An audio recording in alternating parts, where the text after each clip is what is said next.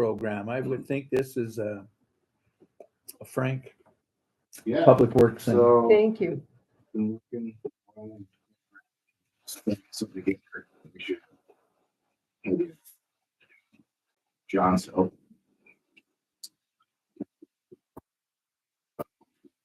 Curb and sidewalk program, so people in town will fix their curb and sidewalks. That will have available, that will be funded through the city, paid on assessments on the taxes. So we're looking at like a 5-year finance. And, just let them fix their curb and gutter that needs repaired, sidewalks. You know, a lot of sidewalks that you go into the code, go into send out notices when you can get this stuff fixed. Is there a way we can just do it? It's no, we don't own it. So curb and sidewalk is owned by a property. So. There is that. Yeah, so well, so we can enforce the code. Patients. Enforce the code without having it's to offer a solution, right? You get point out the problem, not the solution. Part of the problem. So with this now, we'll have a solution, right? So I'll be able to take the, go around, get an inventory of some really bad stuff, start there, send out the letters, start the process, got a contractor on board, get the program going, we'll get some of this stuff fixed up. Excuse me, does the program with the contractor, does that have to be bid? And we don't know exactly what we have though, right? That's kind of where I was going with this. We got a program, this is what we want to do. So if we don't limit it to one contractor. I know I don't know if you want to hear about last time, but I'm still in that program because I'm still paying on it. I don't know if it was 5 or 10, because I know it's been more than 5. Huh? It was 10 months. Okay. And anyway, I thought there was this amount of work, and then there were, And that, because it was set up completely different. Yeah. This is a standing in place program. okay. That was a one-time shot. You called, you got on the list. If you didn't call, you didn't get on the list. You missed the boat. Okay. So This will be a standing program. This is something that we'll have. This isn't, we're not reinventing the wheel here at all. A lot of cities do this. okay. It's something to do to help out. It's kind of bonus. Well, each program has their advantages, but I'm not going to go into that since it's not like we're trying to compare the two, but just to say there are advantages to the other program, but that's okay. John, or one of you guys looked like you were going to say something, so. Well, I was just gonna add that there was a pretty large amount budgeted for curb and gutter this year, $750,000. So the idea is to take a chunk of that, up to 500,000 for this program, maybe go 80 or 100,000 at a time each year, so that by the time over 5 years, people will start repaying that in full. It'll just be a self-funding thing.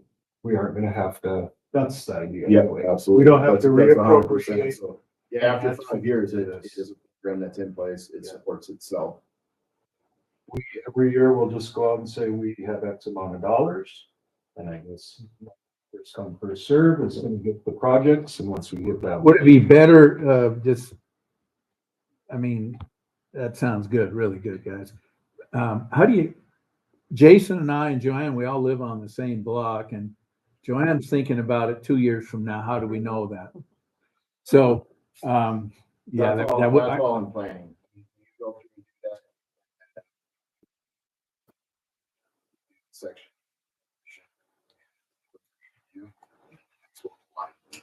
okay. And then just one other thing. So then how do you, actually, Jason moved, so he had to get back in his, let's just forget it. Jason lives over on a different part of town. No, I didn't mean that. His neighborhood thinks they should be first because they think they're first in everything.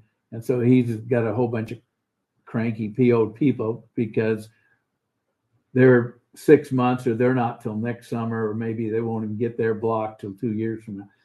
Just kind of how's it go that way? As far as figuring out where we start, and I agree with the It's gonna be on a concept. first come, first served basis. You probably get-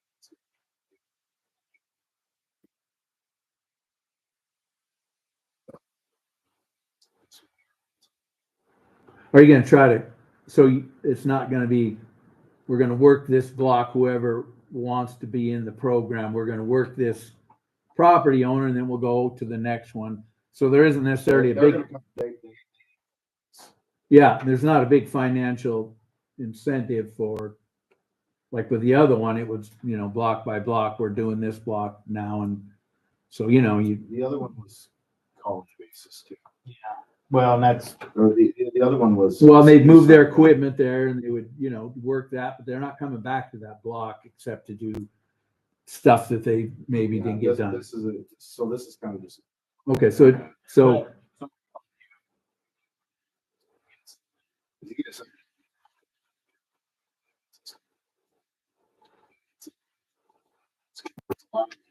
This is something you want to do, it's on you. they get their own contractor then, so how do we know that as the city,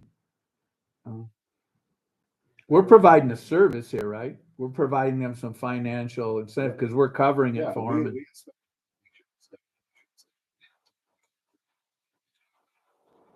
What happens when the contractor's not done so well a couple, 3 times? Okay,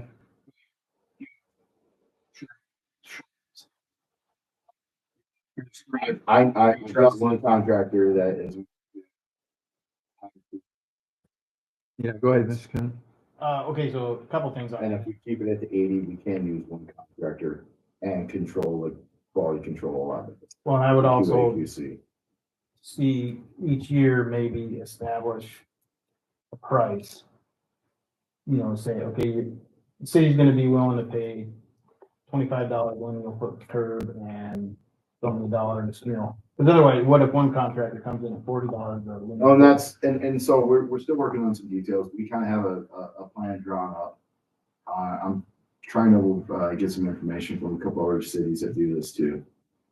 So we'll have that kind of wrapped up before we roll anything And out. the other thing that I would highly recommend, just because from that other program, when we've done in hindsight, what kind of everybody, including taxpaying residents, even agreed with, is because I think in way more of the cases than we realized, through settling and overlays and stuff, drainage wasn't right. And so then, kind of what I think Mike was alluding to too is if you've got one person on a block that signs up, wants to curb and gutter and sidewalk, but the grade needs to be redone for that whole block, or if you have 2 people on that block, I think the city has the authority. You can go in and say, you know what, this whole block is going to get done because we need to do the drainage on the curb. And that would fall under, there is the MCA regulations there, and it's 75%. So we're not gonna, if we have the opportunity to do that, we will definitely look at it at that point, depending on how bad the grade is and that situation. And by then we should have the equipment, like survey equipment, with our GIS and stuff to go out.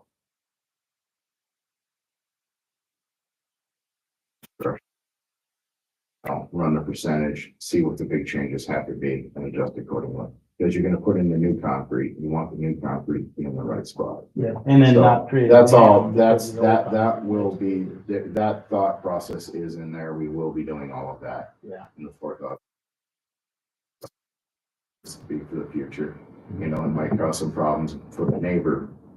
Well, And we I gotta pay think that's what attention. I'm saying. If those situations arise, I think that's when you say, no, you're out of compliance, and by code we can, by law we can, and we need to redo this entire block. So I think the entire block. I don't think we shouldn't dismiss that option.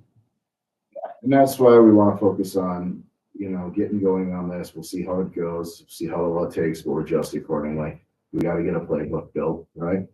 So we've got some sidewalks that are just really bad and pretty dangerous. We'll start with letters there, having a program in place to help people fix those problems. Ultimately by code and regulation, they are responsible for that. Past have never enforced any of that. Most cities do not. It is a problem. It's talked about it every meeting I go to. Do you see, Frank, that you would be communicating with individual, I'm thinking by print means letter or something, individual household property owners on those issues? Because some of these There's properties, no other way to do it. right, okay. Because some of these properties are absentee landlords. I mean, they don't live here and maybe they never lived here. It doesn't matter. I mean, we could all walk right across on street and find where, you know, there's rentals where the people are absentee landlords. And so they give 2 cents, not the renters. I'm talking about the people that own it, that live 1,000 miles away or whatever. And they don't give two rats about the sidewalk because they just want to get as much as they can for as little as they can. They don't really care. But as long as we can communicate with them and say, here's city code for one thing. Those certainly be available for your business owners like now. So forth. Absolutely. Yeah, I think the limiting factor for us getting going is going to be setting the dollar done. They really lean to using one contractor and staying with that 80,000. So I have the QAQC on. And then maybe next year open it up to more contractors or just try to, if you've got one person that does it after a couple of, what's that? It's going to know how to. Well, and if you, That's a. maybe you can get a little bit better deal. And I'm already, yeah, and I've already worked on that. Stay. That's exactly my thought process. Yeah, we need to do something. Nothing changes. So if there's little things like this, I think that we need to start looking at. Well, I guess I've been wanting to do this since the day I started. So I think it's good deal. I think it's, you know, doing the one time, I get calls all the time, but I think we need to, all the paperwork and the 1 year thing, and then it's just, I like people just come upstairs and say, hey, look, I'm here's looking my at property. You can bring it up on the computer, say you got 50 feet of sidewalk. Here's my estimate. It should cost. It is. Yeah. Here's the guy or the 3 guys that we approved. Yep. We get to pick that because we're ultimately the city's paying. We are, yep, and so I guess one of the big questions was is what that would not cut it back and how much control we keep over. Well, once you set that, Mr. Kuhn was talking about, you know, the cost per square foot and stuff, like the other program, then they call up and you could tell them what theirs is gonna cost, or the contractor would certainly know.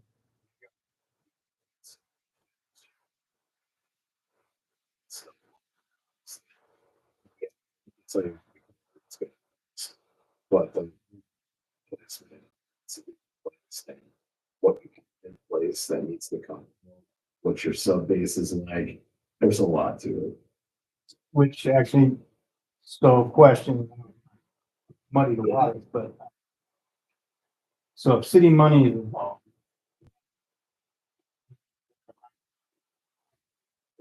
working bill, it's over 25,000.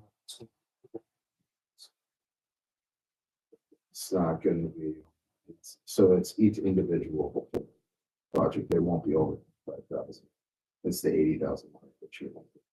Well, that's for going up bid, but any project that we pay for, if it's over 25.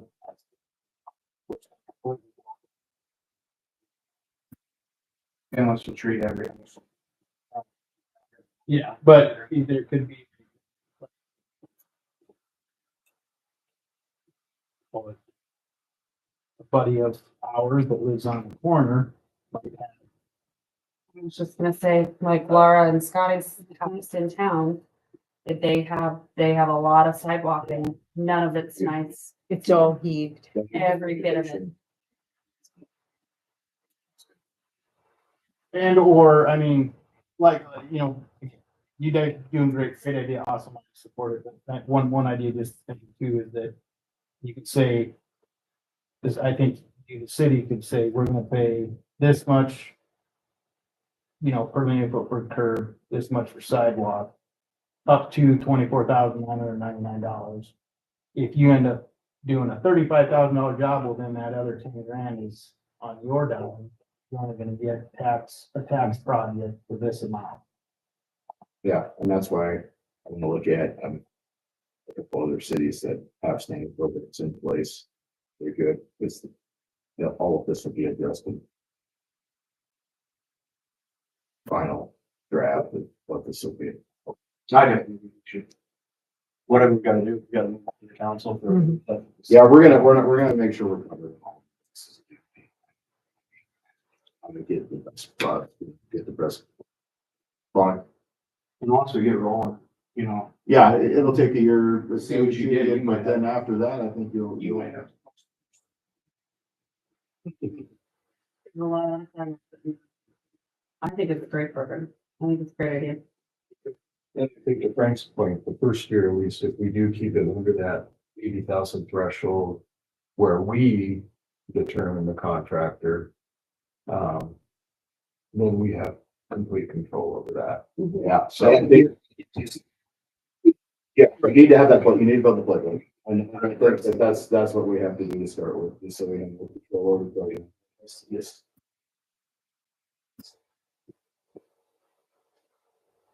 Yeah, that'll be interesting to see if one person could put up dealing with each individual homeowner. We kind of did it in the past, but anyway, that'd be a great, One person that does deal with both. yeah. That's your job, but this person could say, you know what, Frank? I don't need this crap no more. See you later, because they're a contract, so they can go find their, anyway. I guess we'll figure that out as go, but when you bring that forward, yeah, we'll take it to the council. But yeah, I think everybody thinks it's a great thing, so. And it is. Aladtec scheduling software, police department. You know anything about that, Mayor? Because nobody's here from the police department that I can see. John knows about it and Oh, you have the little thing to print it out, but I'll let John talk about Do they have the sheet? it. No? Yeah, This thing here? Oh, no, you're talking about the company. Yeah. Well, she's making a copy. So this is a employee scheduling software that is specifically designed for community safety personnel, so police, fire, ambulance. And it's an automated way to manage schedules, especially for folks who are like on 12-hour shifts and they want to trade shifts, or they're constantly, I can't work this time, or Katie could explain this so much better than but it's really well tailored to that type of the public safety environment and schedules. And so we had a demo, the chief and I, with this company, which is owned by the company that's going to be doing our new timesheet program. So everything in it will be integrated with our timesheet program. Employees will be able to go in and request leave through this. They'll be able to go in and request a trade with another officer or another employee through this program. Katie will not have to update her Excel spreadsheet every day or twice a day every time somebody makes a change.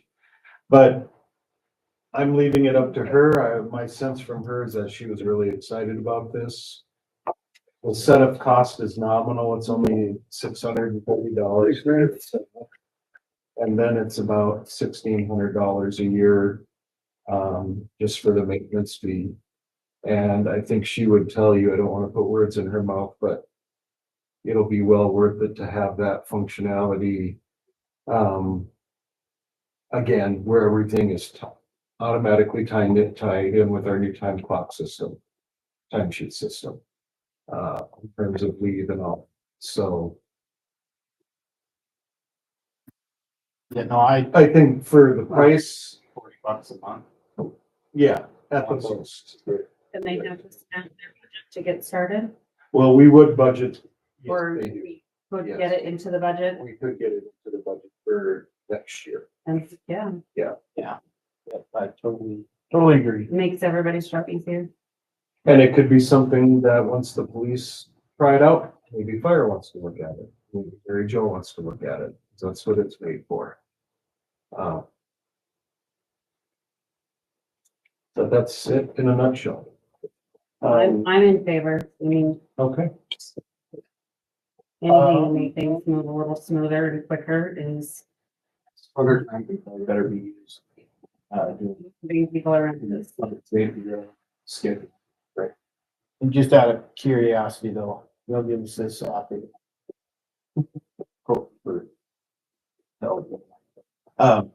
Yes, I just talked to the guy today. So,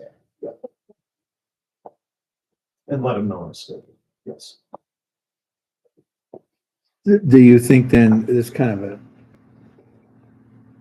as the budget man, John, you think then that the other guys should, when they do budgeting for this year, think about having this included in? I mean, I realize they have to try it out and stuff like that, but they don't want to wait till 27 fiscal year till they can actually Yeah, I go mean, into it. The other departments you mentioned there, that yeah, like fire, and then they should. you certainly could. It's $675 per employee per month. Where, I mean, it might be a little different with the volunteer side of it. I'm not sure if that would be as useful as the police where they're full-time. But I think the cost is so low, you could do that if you wanted to, especially with your full-timers. Who keeps track of the non-full-timers right in the fire department? Well, that's pretty easy. I mean, 'cause No. you're not on a shift. Okay. You're just, you respond when you can, which we hope is all the time, but for the full timers, like I said, that's only 4 of them, so adding those guys on would be really incidental, economical, so. Okay, well, And we'll, everyone in ambulance, except for Mary Jo, is I mean, volunteer. for 4 guys in the fire department, they've got by this long without really having much of that. Yeah. Yeah, I'm not worried about fire. I mean, although the ambulance, I think they are, could be wrong, but I think they have gone to, on-call rosters, which is sort of like your food shift. You know, and if people are afraid and saying, hey, I volunteered to be on the roster for this week, but I can't Thursday because the kid had this. It might help that out. okay, well, anyway, with the police department, we'll move ahead with this. Updates to credit card policy. Okay. So here in the month of May, we have 8 town credit cards. They're all going to expire this May. They're gonna be replaced with a new set of credit cards. They have a new chip in them or something, so they're gonna have new expiration dates and all that stuff. So the old ones are gonna be null and void after May. It seemed like a good opportunity. I've gotten several comments and requests to look at the credit card policy. Are there ways that we can strengthen it, or does it need to be changed or updated? To maybe provide a little bit more control over the process.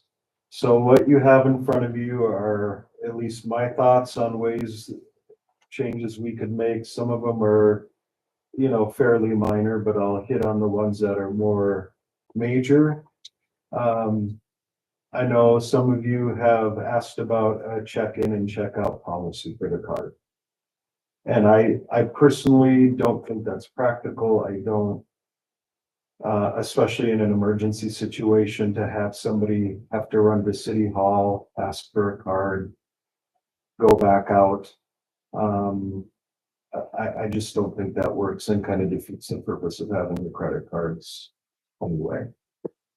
Just the convenience of them. But that being said, I think there are things we can do to make sure that we're keeping an eye on all the transactions, that there are some limits in there. What you'll see on the second page is just, I'm proposing maybe a dollar threshold approval ladder that, you know, the higher a purchase amount gets, and whether it's budgeted or unbudgeted, it sort of escalates the level of approval you need in order to do that transaction. So that might be one way to, you know, keep, 99% of the transactions under the discretion of the department head. I mean, they're going to be limited by what their card dollar limit is already. Everyone's at $5,000 or below, except for police, they're at 10,000. And I would just say, with your approval or the council's approval, let's just get that down to 5,000. It makes the policy a lot easier to, more consistent to apply. And then it makes those dollar threshold approvals easier to apply across the city. So that's probably the biggest thing I'm proposing. It's just a suggestion to you as the council to give you more assurance, to give you more comfort that these transactions are being looked at. I know that it's after the fact, and that's just the nature of the beast, or most of them are after the fact. And we do have provisions in this policy that say, hey, if an employee makes a purchase that was clearly inappropriate or of a personal nature, or they don't have the documentation to support it and it's questionable what it was for, they have to reimburse the city for that. Who's the first line of, obviously the department head themselves, the ones who make the decision. Yep. But if they had a question, or who would be the first person to say, this is questionable, this could be a problem, the action's already been taken, the credit card's already been used, the funds have already been, would that be you, mayor? It'll be me. Yeah. So something that is already in the policy is that the director of operations has the right to go through, and it uses the word audit, the credit card statements every month. I don't like that word, but so that is something that I'm going to start doing, is reviewing them every month to make sure all the documentation is there, to make sure, everything that was charged is truly city business and for the city, all of that. If I have questions, I'll follow up with the different department heads. Do you think there's education that needs to be done, John, since we've been probably pretty lacking in that? Education in turn, what do you mean? Between the department heads, so they know, and you're the one that will be the first interpreter, so to speak, that you talk to them, whether in the group or individually, and say, yeah, before we get be proactive instead of problems occur. Yeah, absolutely. So policy now, so that a lot of the new cards actually get into the departments. This will be an opportunity. Hey, here's the new policy, and this is going to be the process going forward. And it's not to take away any discretion from the department heads. I think we need to trust our department heads that they're making the purchases they're supposed to be making according to the budget that the council approved. It's just another set of eyes on it. If I have questions, I can then go back to the departments. And I'm intending it as an increased comfort level for the council. That somebody is looking at the big picture on all this every month, signing off that these are okay. And so when it comes to the council for approval, that review has been done. And Mayor, go so ahead. that, when we didn't have John, for the first 18 months of my tenure, I have looked at these. And I really haven't seen a big problem. But it's just like all the other bills, we see them after we've already bought it, if you know what I mean. I mean, you're seeing the bills at the council meetings and you're signing off on them. And of course, I look at them and I sign off on them and sign off on the check. So it's still kind of the same process, except now that John's here and that is the policy that he looks at it.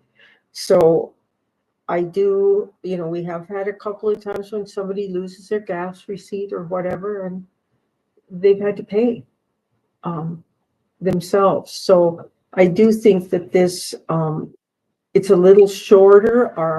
Our other policy I did bring to the council and asked, do we want to make changes? And at that time, everybody said, no, we just want to enforce the policy that we have.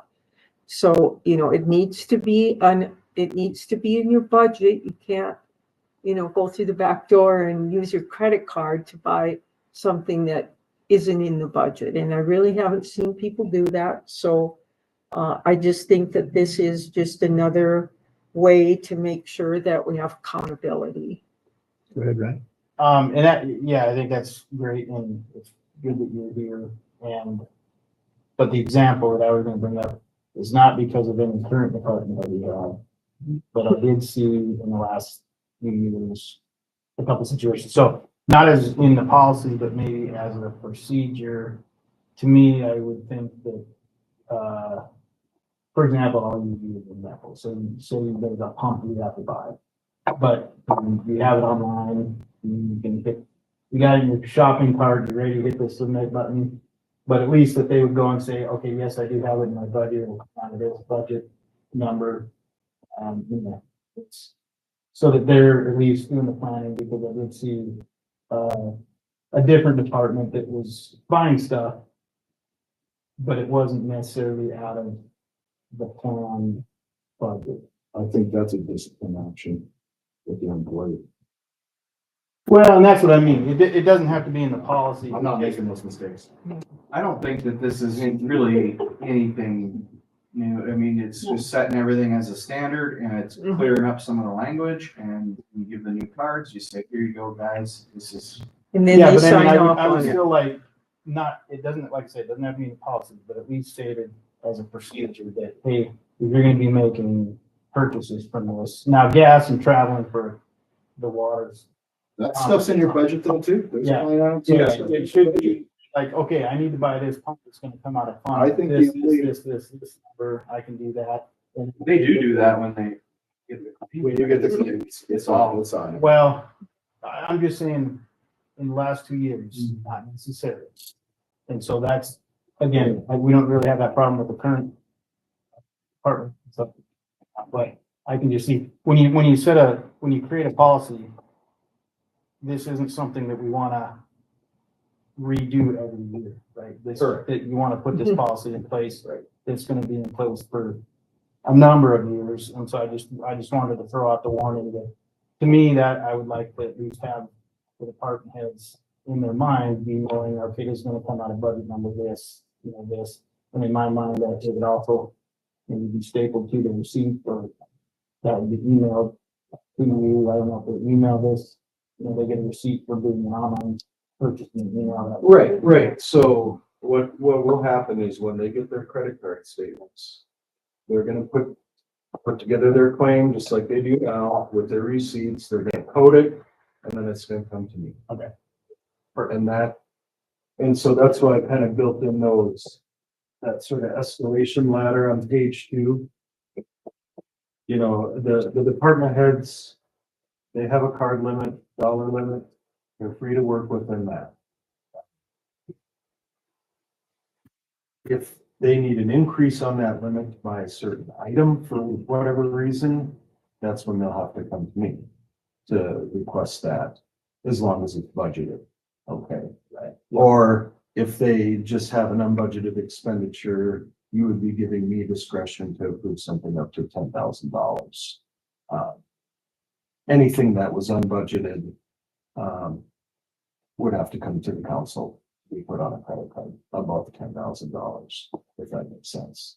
So I'm trying to build in these steps. I'm not trying to restrict what they do, but just put a little bit more controls on the higher ticket items, which honestly are pretty rare because the card limits, like I said, are $5,000. And in my situation, when I get that, that's what I'm saying. Yeah. You know, for a lot of my stuff. Yeah. I use it to save money. I can set up an account somewhere. You know, I can get a phone for, oh, these people want, when it's a city of Glendale, run up their bill, you know, it's a municipality. Make them pay. I can go online and get the same thing from their supplier for cheaper. You know, well, we don't do individual accounts, we're gonna do the wholesale. Big quicker. Yeah, and I mean, I think that's all good. I just wanted. I've got another meeting I gotta go to here. There were- Right, that. thanks for. Anybody got anything for me? Specifically, we're buying. Thank you. The credit card. Well, yeah, you have. Come out.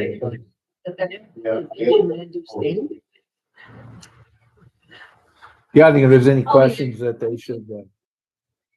they should just talk to John. I mean, when there's questions, everything seems clear right here, sitting here, but sometimes so when you did all your talking earlier, was that all part of this? Okay, we're on the thing, I guess anyway, So, did what you- was the thing about Do you the, have a question? well, I was just saying, when those guys have questions, if I was wondering whether, when I buy this, I'm gonna end up paying for it myself, or that my employer's gonna pay for it, if I had a question, I would, and I'm a department head, I would talk to you, John, before I did the sure. purchase to make sure. Yeah. Cause you're the guy that. Cause then when it comes past you, then it comes to us, and that's never a good situation, I don't think. Yeah. We've had to deal with some of those. Just one last question on this, card security. The city council, was that a concern that they have a card? I don't know that we've had that before, that's added there, section 5 or whatever. That the city council. 5.0, yeah, it's, It's okay. in the safe. Yeah, it's safe. The combination. Okay, Yeah, so they're, like I said,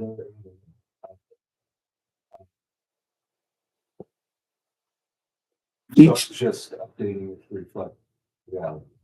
each numbering on the card would reflect the department from where it comes, right? Yeah, it says right It on actually it. even says. Like okay. mine says Council. mayor's account right on it. Okay. Like, just basically to everybody, look, we're watching now, maybe we weren't watching quite as close, people, I think we have been every meeting to sit. So the mayor will take this then, or is this will be just like this for the council on Tuesday then for their approval? I think it will still have all the red in it for the Okay. council. Yeah. The thing I will add on at the end is a signature page, because we still have the card holders to sign. To set the employee up before they get the card. Okay. Okay. But yeah, I think those are the main ones. If like I said, I'm not trying to create more work for the departments. I'm trying to give you guys greater comfort when you get these bills that they've been scrubbed. Everything is good. And if I don't think it's good, we'll take care of it before it gets to your level, essentially. That'd be great. But as Deb said, I don't foresee that. I haven't seen that to be a problem.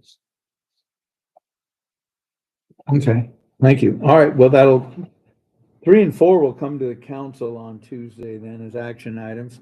Number 5, notice of grant funding for Penninger Park has been cut. It's not the Yes. first time I've heard that, but No, well, first they said that we were still in the program, but that the funding was frozen. But then, last week, I got an email that the whole program has been cut. It was part of the EPA funding. So, we're going to have to look at a different option. Now I'm working with Kristen Smith from Headwaters out of Bozeman, and she's been helping us with this for quite a while. So we're trying to find some other funding sources now for a study and to try to determine what we can do about the erosion issues there. So it was, I think, 185,000 or something. And so anyway, we're back to square one on that. So I just wanted to let you know that I had said I wanted to stay in the group and hope the funding came through. Well, now the whole organization, it doesn't even exist. So that's over. On this, there's not been a lot of communication over the years, but Miles City, Sydney, I know we all have different landscapes and stuff, but do they have anything to tell us, or other communities along the Yellowstone in terms of I don't how really to, know. I just. does anybody else have the same kind of problem we're having with Penninger and that? Or you would think they would. Well, ours was explained to me that it's caused by ice scouring. So a lot of people have been able to, we get all the ice scouring because that interstate bridge backs up that ice. And so Penninger Park has lost 40 feet of, I mean, that's a lot. You can see that the basketball court is half gone. Anyway, so some of the suggestions of fixing it, like putting riprap down there or those kind of things. The problem is you dump a bunch of rock down the bank of Penninger Park. This is how it was explained to me. Then the ice comes along and scours off that rock. Then you've put all of this rock into the Yellowstone River, which disturbs habitat.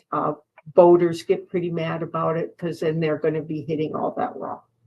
So some of the more common solutions aren't going to work there. So I don't really know what's going to happen. We may end up, if this continues, but on the other hand, the river does seem to be changing course a little bit.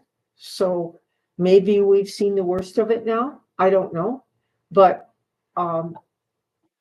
we may end up moving some more utilities because we do have buried utilities there. And that's one of our concerns. So anyway, that's just a FYI, and same with the next thing, the Army Corps of Engineers meeting tomorrow over at the EPEC at 5:30. I mean, this is a monumental step that we have reached. I don't know if everybody is aware that we are on the last leg of this now. It's been studied and we've chosen a plan. It's the most economical plan. It doesn't involve buying out any of the trailers at Casitas del Rio. It doesn't involve purchasing a bunch of land that some of the other plans look at. So as a group with the commissioners and the Army Corps and Frank and I, and of course the planner Forrest, we've all worked on this, and this is something I've worked on for these last 20 months since I've been mayor. And I feel like we're having the public meeting, then there's a 30-day comment period. And if everything comes together, this thing could be built in just a little over a year. And we could reduce the flooding risk to almost nothing because we're raising it up 3.5 feet. It's going to be almost 12 feet wide. And we can put it on the riverside so that we don't have to disturb the trailer court. I'm asking that we have it paved so that it's a recreational opportunity.